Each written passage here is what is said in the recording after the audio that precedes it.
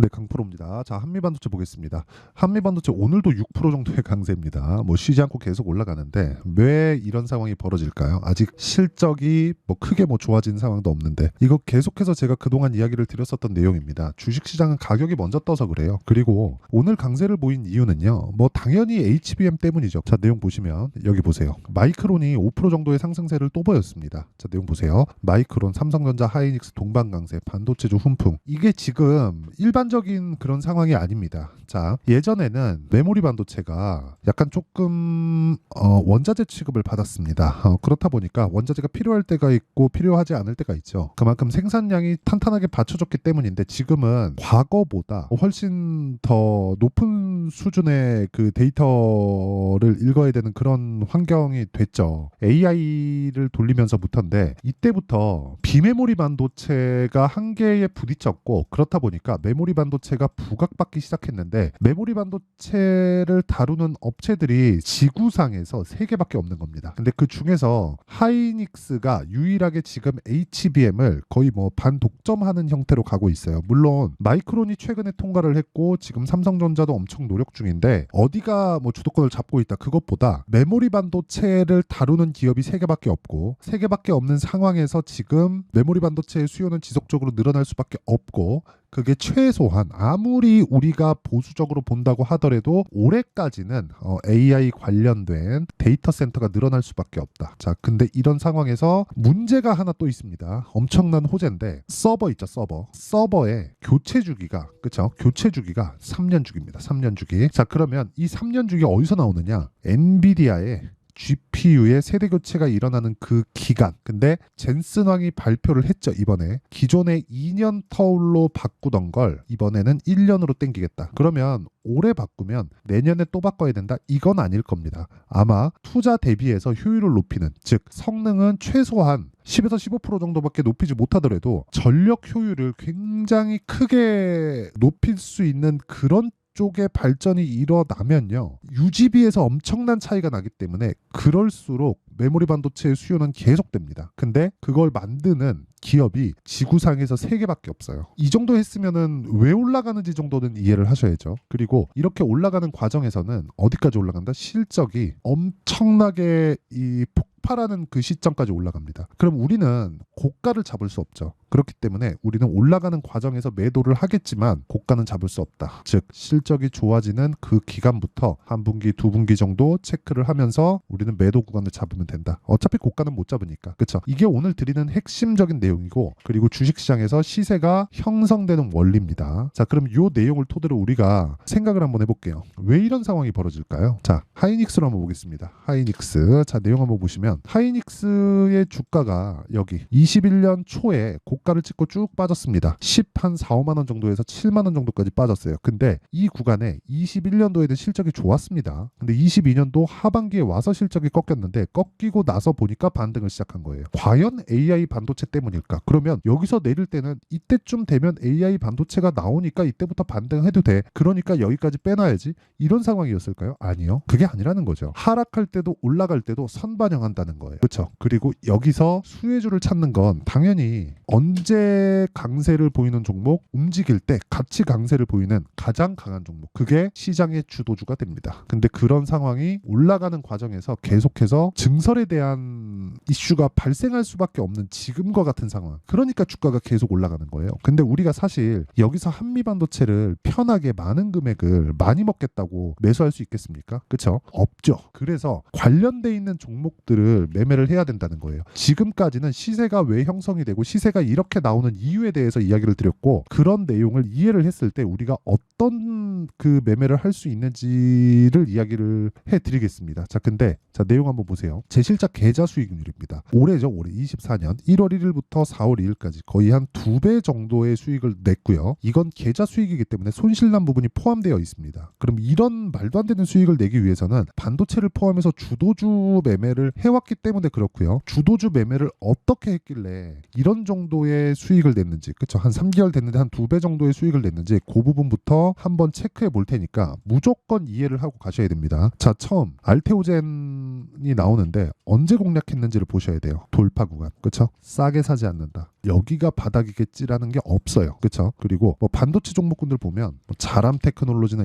이런 종목들이죠. 그렇죠? 올라가는 구간에서 어때요? 75% 돌파 구간. 모두 다 돌파 구간에서 공략을 합니다. 그리고 뭐 DI나 이런 종목들을 보더라도 어떻습니까? 18%, 22%. 그렇죠? 정확하게 돌파 구간에서 공략한 요 내용이 있고요. 그리고 이 내용 말고도 1월 달부터 제가 계속해서 반도체를 공략하기 시작했으니까 뭐 리노공업이나 이런 종목군들을 보더라도 어때요? 손절한 부분이 있지만 14% 결과적으로는 수익을 낸다. 그래서 내가 주도주를 공략하는 상황에 대한 이해가 필요하다는 거예요. 그렇죠? 뭐 2월 달도 마찬가지예요. 네페스 아크 뭐 이런 종목들을 보면 다 한미반도체 때문에 움직이고 있다고 보시면 됩니다. 물론 한미반도체가 움직이기 위해서는 삼성전자 하이닉스가 움직여야 되고 삼성전자 하이닉스가 강하게 움직이기 위해서는 당연히 앞단에 있는 기업 엔비디아의 강세가 선행되어야겠죠. 이게 답이에요. 그렇죠? 그리고 이런 부분은 가격에 의해서 이루어진다. 왜? 가격이 먼저 올라가니까 실적보다 호재보다 그리고 어떤 내용보다 가격이 더 빠릅니다. 그리고 가격에 대한 부분은 계속해서 움직이기 때문에 제가 여기 소통방에서 실시간으로 내용 전달을 합니다. 이건 어쩔 수가 없는 게 타점이잖아요. 타점은 움직이고 시세가 가장 빠르죠. 그러니까 아무리 좋은 내용이 있다고 하더라도 시세보다 즉 가격보다 더 빠른 건 없기 때문에 시세에 대한 이해가 되어 있는 그런 투자자들만이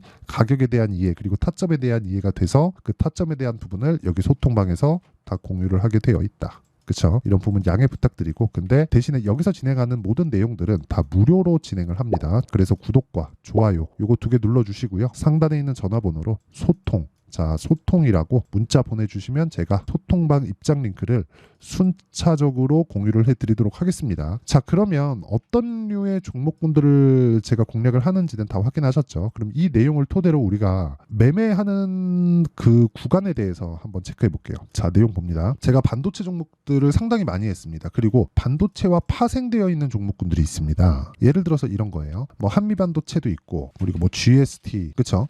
뭐 코세스 뭐 이런 종목군들이에요. 그렇죠? 모두 다 강세를 보이는 뭐 그런 종목군들이죠. 우리가 어떤 타점에 공략을 해야 되는지 그리고 이런 타점이 유지되기 위해서는 무조건 앞단에서 한미반도체와 같은 큰 기업들이 이끌고 가야 되고 모멘텀이 탄탄해야 된다는 거죠. 그리고 이런 내용을 토대로 우리가 알 수 있는 건 주식시장은 가격이 먼저 반영하는구나. 그래서 가격에 대한 이해가 필요하구나.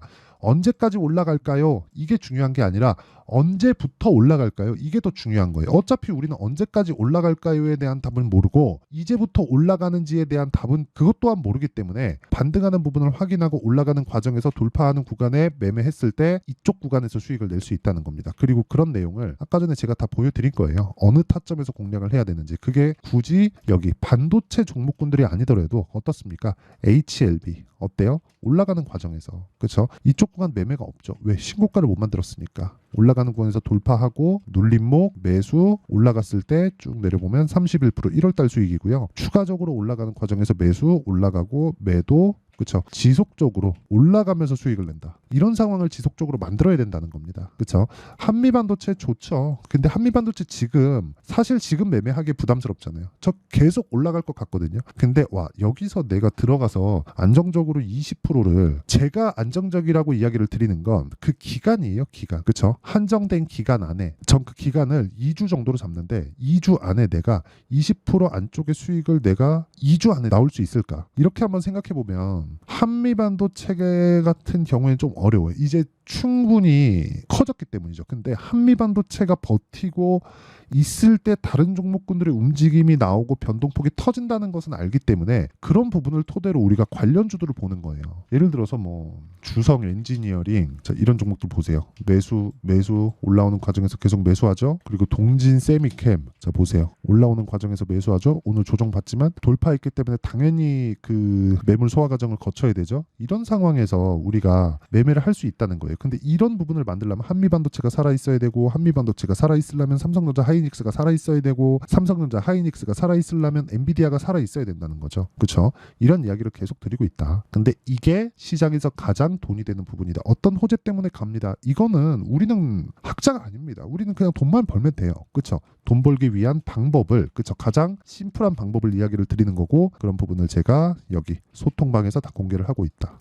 그쵸? 자, 그리고 소통방의 특징을 한번 보면 이런 식입니다. 자, 내용 보시잖아요. 그러면 필옵틱스, 한양디지텍, 에이펙트 이렇게 오늘자에 진행된 내용이고, 자, 특이점은 시장가면서 8시 46분 전부 다 이렇게 진행이 된다. 자, 보세요. 그리고 3월 11일 날 내용을 한번 보면 자람 테크놀로지 있죠? 어떻습니까? 자람 테크놀로지 3일 동안 75% 그쵸? 이런 수익을 내고 있다. 소통방에서. 자, 그래서 구독과 좋아요 요거 2개 눌러주시고요. 상단에 있는 전화번호로 소통, 자, 소통이라고 문자 보내주시면 제가 소통방 입장 링크를 순차적으로 공유를 해드리도록 하겠습니다. 자, 내용 정리 한번 합니다. 주식시장은 미래 가치를 반영한다. 뭐가? 가격이. 그러면 올라가는 종목들이 미래 가치를 좋게 반영하고 있는 거다. 그러면 이 내용을 지금 상황에 대입하면 뭐예요? 지금 강하고 돌파하고 있는 종목군들이 4월달, 5월달에 주도주가 된다. 자, 그럼 답 나왔죠. 지금 그 종목군들을 어떻게 분류하고 어떻게 판단하고 어떻게 매매를 할지 그 내용에 대한 이해가 가장 중요하다는 거고, 그런 부분을 제가 다 이해를 시켜 드릴 테니까 영상 끝까지 시청하시고요. 모든 분들이 성공 투자하셨으면 참 좋겠습니다. 자, 24년도가 돼도 여전히 시장은 녹록지 못합니다. 이런 상황이 벌어지는 건 어쩔 수 없습니다. 이런 상황에서도 수익이 나는 종목들의 구조는 변하지 않습니다. 즉, 대시세 종목에 대한 구조는 변하지 않는다는 거고, 실제 제가 소통방에서 지속적으로 이야기를 드리고 있는 내용도 대시세 종목이나 시장 주도주를 공략하는 건 철저하게 가격 분석을 하라고 이야기를 드리고, 가격 분석 이후에는 이슈에 대한 파악, 그리고 이슈를 파악하고 나서는 다시 내가 얼마에 매수할지 그 타점에 대한 부분을 지속적으로 언급을 하고 있습니다. 자, 근데 생각해 보세요. 1월 달에 시장이 굉장히 어려웠습니다. 어려운 상황에서의 어떤 종목들이 강했냐 보면 반도체와 그리고 바이오입니다. 자, 실제 여기 보면요.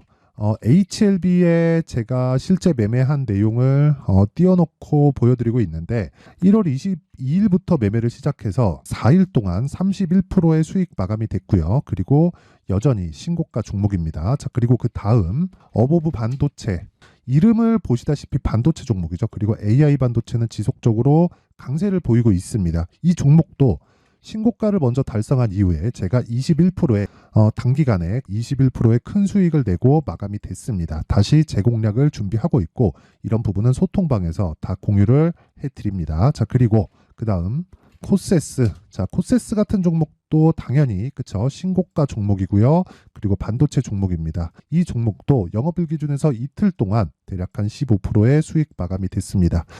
내용을 한번 보시면 어떻습니까? HLB를 포함해서 뭐 30%, 20%, 뭐 15% 이런 식의 수익이 지속적으로 발생하고 있는데, 이 세 종목 모두 다 신고가 종목이고 1월 달에 시장이 약세를 보이고 있는 구간에서도 강했었던 그런 종목입니다. 특징점이 하나 있는데, 그 이슈에 앞서서 가격이 먼저 반영했다는 거죠. 자, 근데 그게 기업 밸류업 프로그램이라고 하죠. 그 종목들도 마찬가지입니다. 오늘은 그 부분에 대해서 이야기를 드릴 텐데, 그렇게 제가 가격을 먼저 보고 이슈에 대해서 파악하는 이유는 결과적으로는 큰 시세를 먹기 위한 사전 준비 작업입니다. 실제로 큰 시세를 먹기 위해서 사전 준비 작업을 했을 때 여기 레인보우 로보틱스 127%, 그리고 ISC 98%, 그리고 한미반도체 97%의 큰 수익을 내는 상황을 만들 수 있습니다. 어떤 식으로 소통방에서 진행됐는지, 그쵸? 그 상황을 제가 이야기를 드린 건데, 이런 상황도요, 당연히 신고가를 공략했을 때 가능한 겁니다. 자, 그러면 이번에도 마찬가지입니다. 그쵸? 정부 주도의 코리아 디스카운트 해소 방안이 2월 달에 발표를 하고요. 그리고 2월 달에 발표된 내용을 토대로 주가가 움직이는 게 아니라 이미 움직인 내용이 있죠. 실제 이 내용은 크게 중요한 게 아니라는 겁니다. 실제 움직인 내용을 보면, 자, 기아차입니다. 실제로 12월 달에 신고가를 만들어 놓고 정부에서 입김을 불어 넣으니까 순식간에 기아차를 포함해서 현대차 같은 거대 기업들의 주가가 2주도 채 되지 않아서 40% 정도의 큰 시세를 냅니다. 자, 그러면 우리는 어떤 종목을 봐야 될까요? 이슈를 파악해야 되는 것도 맞지만 철저하게 가격에 맞춰서 매매를 해야 되는 게 당연히 중요합니다. 정부가 주도하는 정책 방향이 있겠죠. 그 방향에 맞춰서 우리가 종목을 찾을 필요가 있다. 자, 그럼 답이 나왔습니다. 정부가 주도하는 방향에 맞춰서 제2의 기아차를 찾는 게 지금은 중요하다. 근데 정부 정책의 방향에 맞게 가자. 그랬을 때 앞서서 제가 보여드렸었던 내용인 여기 레인보우 로보틱스 127% 그리고 ISC 98% 그리고 한미반도체 97%와 같은 수익을 낼 수 있습니다. 물론 시간에 대한 부분은 최소 2주의 시간이 필요하고요. 그리고 최장 3개월 안에 끝내야 됩니다. 자, 기아차의 시세를 보셨던 것과 같이 2월 달에 정부 정책의 방향이 결정되고요. 바로 3월 달이면 시행입니다. 자, 그러면 우리는 거기에 맞춰서 당연히 종목을 찾아야 되고 제가 제2의 기아차를 찾아놨습니다. 제가 아까 전에 소통방에서 이야기를 드렸었던 내용 다 공개를 해드렸는데 그 내용처럼 종목만 받고 싶다 하시는 분들은요. 상단에 있는 제 전화번호로 대시세, 자, 대시세라고 문자를 보내주시면 정부 정책의 방향에 맞는 종목을 모든 분들에게 무료로 공개를 해드리도록 하겠습니다. 자, 제가 원하는 건 채널 성장이 목적입니다. 자, 그래서 구독과 좋아요 꼭 좀 부탁드리고요. 모든 분들이 정부 정책에 맞는 방향으로 매매를 이어가서 큰 수익 보셨으면 좋겠습니다.